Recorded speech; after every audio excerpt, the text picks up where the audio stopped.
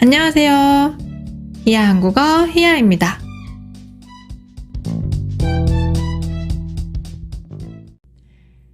여러분, 벌써 새해가 된 지 2주나 됐어요. 와, 시간이 정말 빠르죠? 새해가 되면 새로운 마음으로 새해 목표를 세우는 분들이 많으실 텐데요. 물론 새해에 특별한 목표를 세우지 않는 것도 좋습니다. 원래 하던 일상 그대로 원래 루틴을 지키는 것 그 자체도 목표가 될 수 있으니까요. 하지만 저는 오늘 새해 목표에 대해 조금 얘기해 보려고 합니다. 일반적으로 새해 목표라고 하면 떠오르는 것들이 몇 개 있는데요. 여러분은 새해 목표하면 어떤 것들이 떠오르세요? 운동하기? 건강한 식습관 갖기? 금연하기? 다이어트하기? 독서하기, 외국어 공부하기 등등. 1월이 되면 이제 운동을 한번 시작해볼까 하는 마음으로 헬스장에 가서 한 달 등록하고 오잖아요. 근데 한 일주일 정도 지나면 슬슬 귀찮아지기 시작하죠?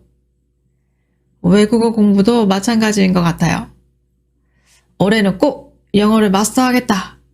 한국어 공부를 열심히 하자 라는 마음으로 열심히 수업을 듣는데 처음에만 열심히 하고 얼마 지나지 않아서 흐지부지 되는 경우가 많습니다. 건강에 대한 결심도 마찬가지죠. 올해는 건강을 위해서 다이어트를 좀 해야지 라고 하지만 이미 치킨을 먹고 있는 거죠. 저만 이런 거 아니죠? 매년 새해 목표를 세우지만 사실은 작심삼일로 끝나는 경우가 많은데요. 작심삼일은 작심, 마음을 먹다, 마음을 정하다, 결심하는데 그게 3일 만에 3일이 아니더라도 곧 끝나는 거예요. 즉 작심삼일은 굳은 다짐을 하지만 곧 포기한다는 의미예요. 쉽지 않아요. 그쵸? 여러분은 올해 새해에 결심했던 것들 잘 지키고 계신가요? 아니면 이미 작심삼일로 끝났나요? 여러분 혹시 그거 아세요? 작심삼일을 하는 이유는 여러분의 의지가 약해서가 아니라고 합니다. 우리의 뇌를 연구하는 뇌과학에 따르면 작심삼일은 당연한 일이라고 해요. 작심삼일이 당연하다고요? 오, 그래요? 뇌과학자들에 따르면 우리의 뇌는 최소한의 에너지만 사용하려고 해서 변화를 싫어한다고 해요. 근데 어떤 결심을 하는 건 새로운 변화를 의미하잖아요? 게다가 우리의 뇌는 자제력, 여기서 자제력은 예를 들어서 여러분이 초콜릿을 너무 먹고 싶은데 그걸 먹지 않으려고 스스로 노력하는 거예요. 이게 자제력이에요. 우리의 뇌는 변화를 싫어하고 게다가 자신의 자제력을 과신한다고 합니다. 자제력이 많다고 믿는 거예요. 사실은 그렇지 않은데. 그래서 우리가 매년 같은 결심을 반복하는 것도 이런 이유 때문이라고 합니다. 우리가 작심삼일을 하는 이유가 뇌 때문이라면 그럼 우리는 평생 이렇게 살아야 하는 걸까요? 항상 결심하고 작심삼일하고 또 결심하고 또 작심삼일하고 평생 이렇게 산다고요? 뇌과학자들은 뇌의 특성을 이용하면 작심삼일을 극복할 수 있다고 합니다.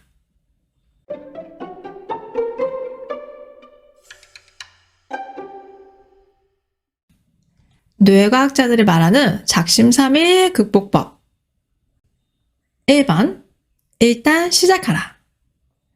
우리의 뇌는 완성되지 않은 상태인 미완성을 완성하고 싶어하는 특징이 있다고 해요. 그래서 계획만 세우지 말고 뭐든 시작하는 게 중요하다고 합니다. 예를 들어서 여러분의 목표가 매일 아침 달리기를 하는 거라면 귀찮아. 아침에 일어나기가 너무 힘들지만 일어나서 옷을 갈아입고 운동화를 신으면 달리기를 하기 위한 그 과정을 이미 시작한 거잖아요? 이미 시작했으니 끝까지 해야 되겠죠? 운동화까지 신었는데 다시 침대로 돌아가지는 않겠죠? 이렇게 시작하는 겁니다. 저도 이런 경험이 있어요. 사실 이런 경험이 많아요. 특히 요즘처럼 아침에 추울 때는 나가기가 너무 귀찮은데 막상 나가면 상쾌한 공기를 마시면서 운동하는 게 되게 좋잖아요? 이렇게 일단 시작하면 할 수 있습니다. 2번, 할 수 있냐고 자기 자신에게 물어라. 우리의 뇌는 자기 자신에게 질문을 하면서 자신과 대화할 때 훨씬 강한 동기를 부여받는다고 합니다. 일반적으로 사람들은 할 수 있다! 이런 자신감을 가지고 목표를 세워요. 하루에 단어 50개 외우기, 일주일에 책 한 권 읽기, 매일 10km 달리기, 이런 목표들을 세우죠. 근데 문제는 실제로 우리 생활 속에서 실천하기가 어려운 목표를 세우기도 하는 건데요. 그래서 할 수 있다 보다는 할 수 있나? 하고 싶어? 라고 자기 자신에게 물어보면 좀 더 현실적인 목표를 세워서 작심삼일로 끝나지 않을 수 있다고 합니다. 달리기를 목표로 한다면 저한테 매일 10km는 너무 많은 것 같고 5km? 할 수 있나? 5km도 조금 힘들 것 같은데요. 그럼 4km? 4km는 한번 도전해 보고 싶어요. 그럼 저의 목표는 4km가 되겠네요. 3번. 어차피 망했잖아. 때문에 망한다. 우선 제가 한 실험에 대해 얘기해 볼게요. 이 실험에서는 두 그룹의 사람들에게 피자를 먹게 한 후에 쿠키를 줬어요. 이 두 그룹은 다이어트 중인 사람들과 다이어트를 하지 않는 사람들, 이렇게 두 그룹이었는데요. 피자를 먹은 후에 쿠키를 줬는데 이때 쿠키를 더 많이 먹은 그룹은 누구였을까요? 다이어트 중인 사람? 다이어트를 안 하는 사람? 여러분은 어떻게 생각하세요? 다이어트를 안 하는 사람이 쿠키를 더 많이 먹지 않았을까요? 다이어트를 안 하니까. 이 실험 결과에 따르면 다이어트 중인 사람들이 쿠키를 더 많이 먹었다고 합니다. 여러분, 정답을 맞히셨나요? 근데 다이어트 중인데 왜 쿠키를 더 많이 먹었을까요? 그건 바로 어차피 망했잖아 때문이라고 합니다. 어차피 망했잖아. 이 표현은 난 이미 틀렸어. 이미 다 끝났어. 이제 뭘 해도 소용없어. 이렇게 생각하는 거예요. 다이어트 중인 사람들이 피자를 먹었을 때 이미 이렇게 생각한 거예요. 다이어트 실패. 다이어트에 실패했다는 생각에 쿠키를 더 먹게 된 거라고 하네요. 오, 흥미로운 결과네요. 우리가 어차피 망했잖아 라고 말하거나 그렇게 생각하면 우리의 뇌는 그게 사실이 아니더라도 그걸 사실로 받아들인다고 하네요. 작심삼일하지 않으려면 오늘 아침에 늦잠 자서 달리기를 못했더라도 어차피 망했잖아 가 아니라 나중에 오후에라도 밤에라도 달리기를 하는 게 도움이 되겠네요. 4번. 습관 달력을 만들어라. 습관 달력을 만들어서 가족이나 친구들과 공유하면 목표 달성률이 높아진다고 합니다. 이거는 정말 효과적인 방법인 것 같아요. 그냥 내 마음속에만 있는 목표들은 사실 포기하기가 너무 쉽잖아요. 근데 습관 달력을 만들어서 직접 매일매일의 성과를 보거나 다른 사람들한테 제 목표를 알리면 그 목표를 달성하고 싶다는 마음이 더 커지는 것 같아요. 비슷한 의미로 커뮤니티를 만들어서 함께하는 것도 좋은 것 같아요. 같은 목표를 가진 사람들과 함께 서로의 목표를 공유하고 포기하고 싶을 때도 아자아자 하면서 끝까지 할 수 있는 것 같아요. 혹시 여러분도 커뮤니티를 만들어서 한국어 공부를 하고 있으세요? 이제 마지막 방법이 남았는데요. 저는 이 마지막 방법이 정말 참신하다고 생각합니다.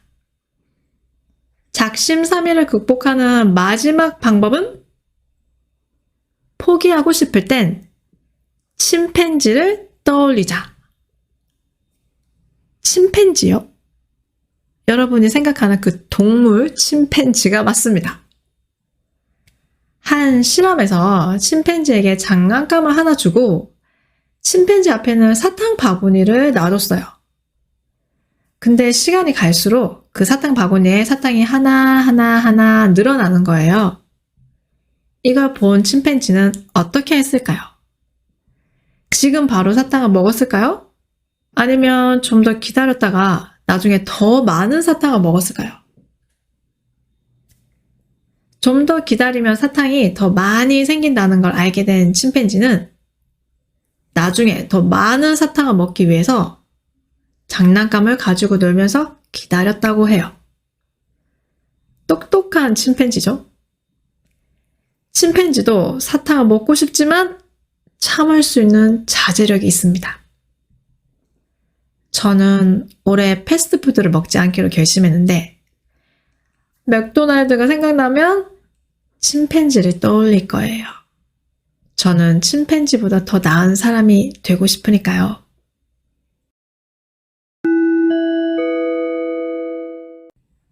오늘의 표현입니다. 1번 쓸쓸. 쓸쓸은 여러 가지 의미가 있는데 오늘 여기에서 의미는 어떤 상황이 조금씩 천천히 변한다는 의미예요. 이 의미로 쓸 때는 형용사랑 같이 씁니다.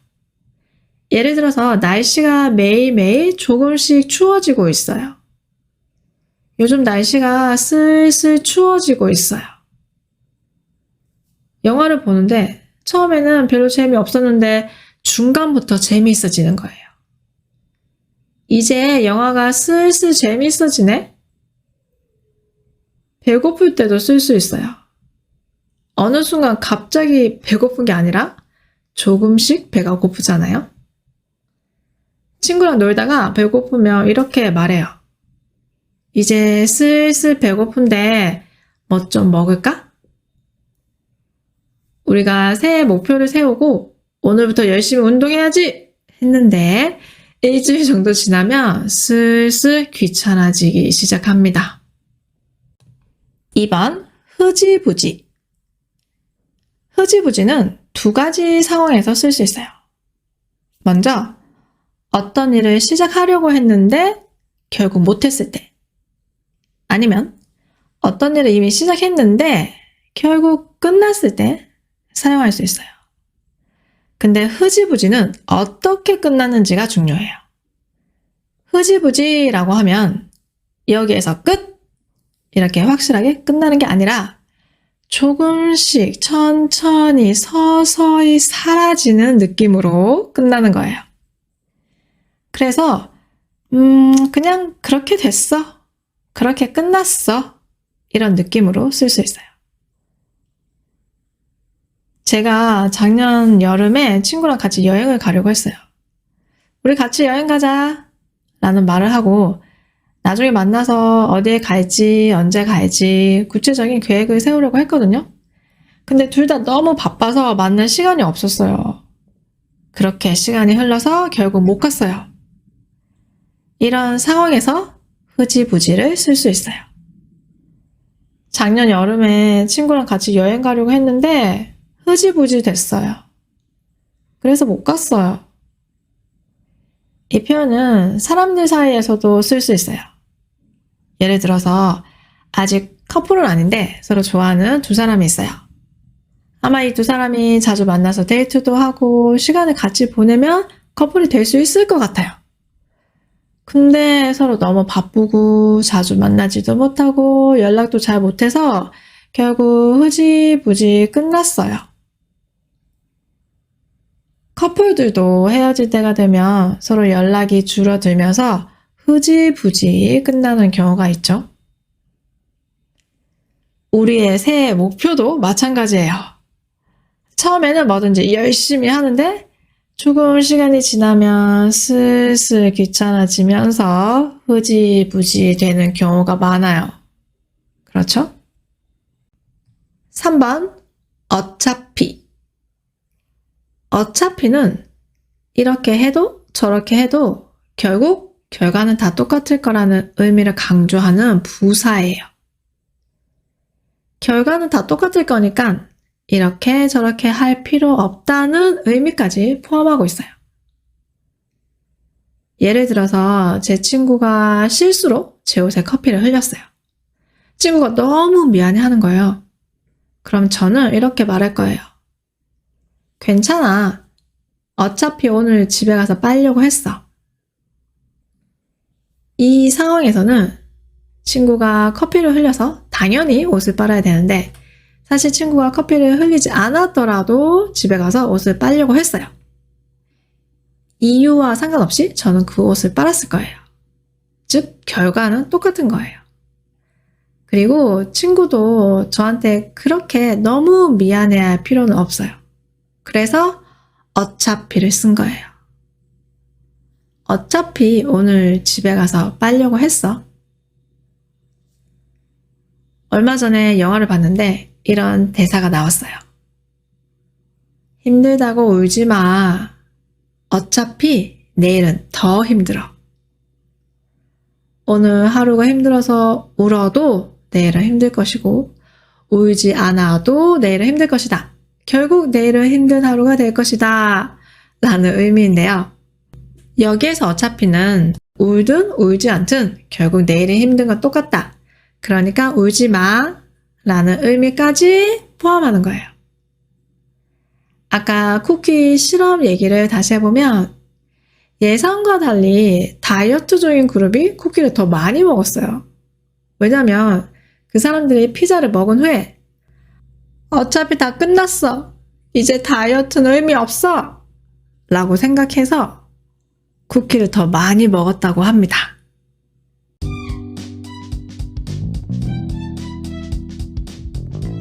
오늘은 작심삼일을 극복하는 방법에 대해서 얘기해 봤는데요. 여러분의 방법은 무엇인가요? 오늘 에피소드가 좋았다면 좋아요, 구독, 팔로우 꼭 해주시고요. 스크립트가 필요하시면 아래 링크도 확인해 보세요. 오늘도 들어주셔서 감사합니다. 다음에 또 봐요. 안녕!